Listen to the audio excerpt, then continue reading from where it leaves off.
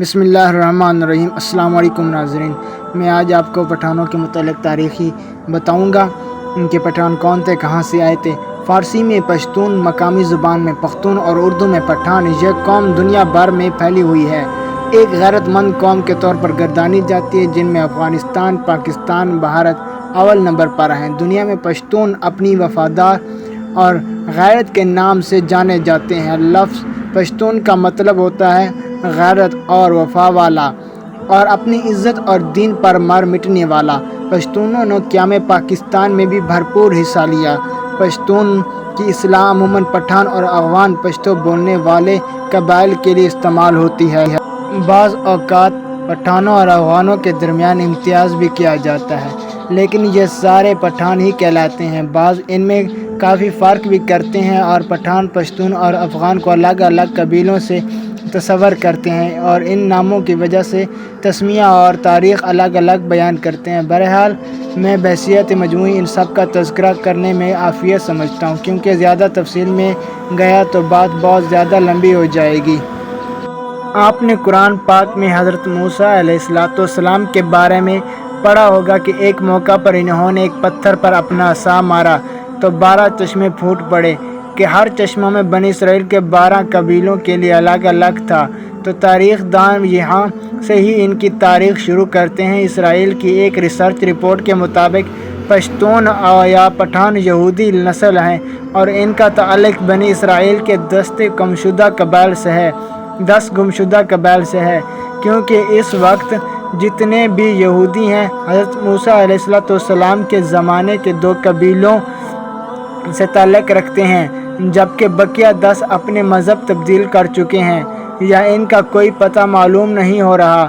ان 10 قبائل کو اسرائیل کی تباہی کے بعد فاتحین نے جلا وطن کر دیا تھا، جس کے بعد رفتہ رفتہ یہ لوگ پہلے ایران، پھر افغانستان اور پاکستان کے مختلف علاقوں میں آباد ہو گئے، جبکہ جیولس اٹلس میں صوبہ سندھ کے قدیم بندرگاہ دیبل کے بارے میں بتایا گیا ہے کہ یہ بندرگاہ یہودی تاجروں کی بہت بڑا مرکز تھی۔ بنی اسرائیل کے تاجر زمانہ قدیم میں بذریعہ بحری جہاز سندھ اور بلوچستان کی بندرگاہوں پر آتے رہے، اس لیے ان دونوں صوبوں کے بیشتر شہروں اور بندرگاہوں میں یہودیوں کی تجارتی مراکز اور عبادت گاہیں قائم ہو گئی تھیں، جس کی وجہ سے زمانہ قدیم میں پاکستان کے بعض علاقوں میں یہودیت کے ماننے والے بھی بڑی تعداد میں موجود تھے۔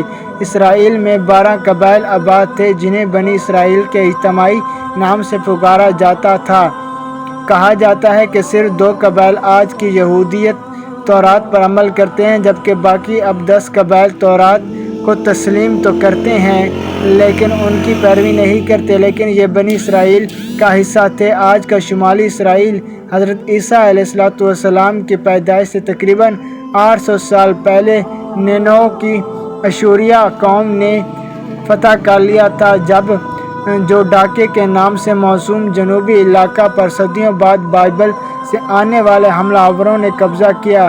جب بابل کے فرمانروا بخت نصر نے یروشلم موجودہ فلسطین پر قبضہ کر کے اسرائیل بادشاہت کی اینٹ سے اینٹ بجا دی، تو بنی اسرائیل کے بہت سے قبیلے بھاگ کر ایران، فارس کے قریب غور کے پہاڑوں میں چھپ گئے، یہاں سے دیگر خطوں تک پھیل گئے۔ ہزاروں سال سے دنیا میں زمانہ قدیم کے گمشدہ یہودی قبائل کے بارے میں گردش کرنے والی داستانوں کے مطابق ایتھوپیا میں آباد فلاشہ یہودیوں اور افغانستان، مشرقی ایران اور پاکستان کے پشتون قبائل کو ان یہودیوں کی نسل سمجھا جاتا ہے۔ پشتون افغانستان میں سب سے بڑا نسلی گروپ اور پاکستان میں دوسرا بڑا نسلی گروہ ہے۔ خود بعض افغانوں کا بھی یہ دعویٰ ہے کہ ان کے آباء و اجداد کا تعلق قدیم زمانہ کے یہودیوں سے تھا، جبکہ افغانستان کے آخری بادشاہ ظاہر شاہ مرحوم برملا آخا اقرار کرتے رہے کہ ان کا تعلق بنی اسرائیل کے بن یامین قبیلے سے ہے۔ اس طرح پاکستان اور افغانستان کے نصف آبادی یہودی قبیلے کے بچھڑے بہن بھائیوں پر مشتمل ہے۔ ان کے مسلمان ہونے کے بارے میں تاریخ سے یہ پتہ چلتا ہے کہ حضور صلی اللہ علیہ وسلم کے زمانے میں ایک قریش سردار خالد بن ولید رضی اللہ تعالیٰ عنہ ان لوگوں کے پاس رسالت کی خبر لے کر آئے اور اس خبر کی تحقیق کے لیے قیس نامی شخص کی قیادت میں چند سرداروں کا وفد ان کے ساتھ مکہ روانہ ہو گیا۔ قبائلی سردار بحیثیت مہمان جب مکہ پہنچے تو وہاں نبی پاک صلی اللہ علیہ وسلم سے ملاقات کے بعد اسلام قبول کر لیا، جبکہ فتح مکہ کی مہم جوئی میں بھی یہ آپ صلی اللہ علیہ وسلم کے ہم رکاب رہے۔ ان سرداروں کو واپسی پر حضور نبی کریم صلی اللہ علیہ وسلم نے تحفے تحائف بھی دیے، اور اس وفد کی امیر قیس کا اسلامی نام عبد الرشید رکھ دیا، جبکہ اسے بہتان یا بطان کا لقب بھی عطا کیا گیا، اور پھر یہی لفظ بگڑ کر پٹھان بن گیا۔ افغان کی روایت کے مطابق بھی امیر قیس کا نام عبد الرشید خود نبی پاک صلی اللہ علیہ وسلم نے رکھا، اور فرمایا کہ ان کی نسل اسلام پر اس قدر مضبوطی سے کاربند ہوگی کہ جس طرح کشتی کا بطان ہوتا ہے، اور پھر یہی لقب بعد میں زبان کی تغیرات کے باعث پٹھان بن گیا۔ جبکہ لفظ پختون کی وجہ تسمیہ یہ بیان کی جاتی ہے کہ بخت نصر کے ظلم سے بھاگ کر فارس ایران میں پناہ لینے والے قبائل میں سے ایک قبیلے کا نام بنی بحیثیت تھا، جس سے تعلق رکھنے والے کو رفتہ رفتہ پختون کہا جانے لگا۔ اہل ایران نے افغان کہتے ہیں، اس کی وجہ یہ بتائی جاتی ہے کہ جب بخت نصر نے ان لوگوں پر عصر حیات تک تنگ کر دیا تو یہ لوگ اس ظلم کے خلاف افغان کرتے رہے، آہ فغاں کرتے رہے۔ اور یہ ایک بات بھی ہے کہ بیان کی جاتی ہے کہ افغان سلیمان علیہ السلام کے ایک بیٹے کا نام تھا، اور ان کو جنید کی زبان سے پیار ہو گیا تو انہوں نے اپنے والد حضرت سلیمان علیہ السلام کو کہا کہ آپ جنید کو کہیں کہ مجھے اپنی زبان سکھائیں۔ حضرت سلیمان علیہ السلام نے اپنے بیٹے کی درخواست قبول کی اور جنید کو حکم دیا کہ افغان کو جنید کی زبان سکھائی جائے، اور وہ زبان میں پختون کے نام سے مشہور ہو گئی تھی۔ بعض مورخین کے مطابق پٹھان آریائی یا یونانی نسل سے ہیں، اور بعض کے نزدیک یہ قیس عبد الرشید کی اولاد ہیں، جبکہ تیسرے نظریے کے مطابق ان کا تعلق بنی اسرائیل کے گمشدہ قبائل سے ہے۔ خود کو قیس عبد الرشید کی اولاد سمجھنے والوں کا نظریہ ہے کہ مکہ میں قیام کے دوران حضرت خالد بن ولید نے اپنی صاحبزادی ان کے مورث اعلیٰ کے نکاح میں دی تھی، جنہیں وہ ہمراہ لے کر اپنے وطن واپس آیا، اور پھر انہوں نے یہاں اپنے خفیہ زندگی اسلام کی ترویج و اشاعت میں صرف کر دی۔ اس طرح قیس عبد الرشید کی اولاد پٹھان کہلاتی ہے، جبکہ یہ بھی کہا جاتا ہے خود قیس عبد الرشید کا تعلق بھی بنی اسرائیل کے بادشاہ ساول حضرت طالوت کی 27ویں پشت سے تھا۔ اس طرح آخری دو نظریات کی روشنی میں ان کا تعلق بنی اسرائیل ہی سے بنتا ہے۔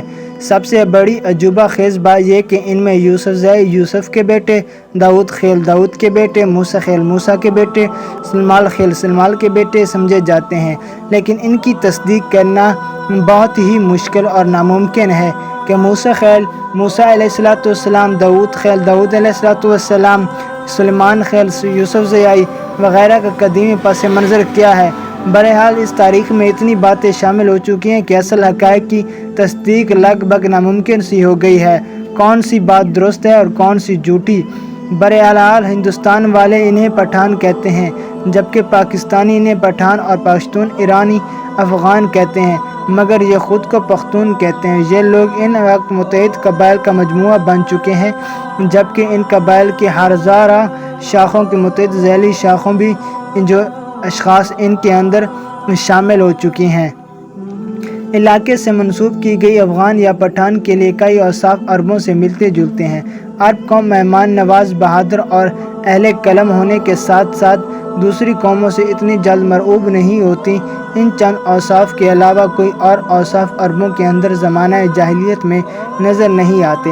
حیرت کی بات یہ ہے کہ یہی چند اوصاف افغان یا پٹھان قوم میں بھی اسی شدت کے ساتھ پائے جاتے ہیں، جبکہ ان کی بیشتر چیزیں یہودی سے بھی ملتی جلتی ہیں۔ نسلی طور پر دونوں اپنے آپ کو دنیا کی بہترین نسل تصور کرتی ہیں اور کسی دوسرے کو اپنے اوپر نہیں آنے دیتے۔ مذہبی طور پر سخت اور سر پر ٹوپی رکھنے کا رجحان بھی عام ہے، جبکہ اس کے علاوہ بھی کئی رسم و رواج مشترک ہیں۔ ذہن میں رہے کہ پشتونوں کا یہودی نسل سے ہونا قابل فخر بات ہے کہ نہ موجب توہین، کیونکہ یہودی نسل ہونا تو شاید تب اس قوم کے لیے توہین کا موجب ہوتا جب وہ سید الانبیاء حضرت محمد صلی اللہ علیہ وسلم پر ایمان نہ لاتے۔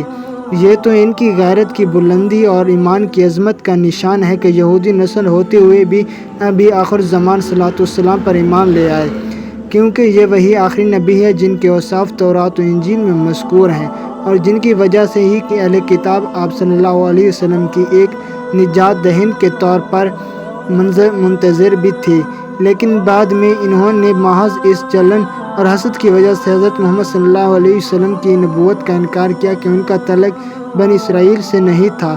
بنی اسرائیل کی طرف سے آپ صلی اللہ علیہ وسلم نبوت کا یہ انکار دلائل پر نہیں بلکہ نسلی منافرت اور حسد پر مبنی تھا۔ اس لیے پٹھانوں کے لیے، یہ پشتونوں کے لیے قابل فخر بات ہے کہ یہ لوگ حضرت موسیٰ علیہ السلام کے حواری بھی ہیں اور آخر زمان نبی کریم صلی اللہ علیہ وسلم کے سپاہی بھی ہیں۔ جی ناظرین، اگر آپ کو ویڈیو اچھی لگی ہے تو چینل کو سبسکرائب، لائک اور کمنٹ بھی کر دیجئے۔ آج میں آپ کے لیے لایا ہوں یہ پٹھانوں کے کچھ تاریخی مناظر، انشاءاللہ پٹھانوں کی جنگیں اور پٹھانوں کے سکندر اعظم اور دوسرے ممالک سے جنگیں اور ان کی مثالیں آپ کے سامنے پیش کریں گے۔ چینل اچھا لگے تو سبسکرائب، کمنٹ اور لائک ضرور کر دیجئے۔ شکریہ۔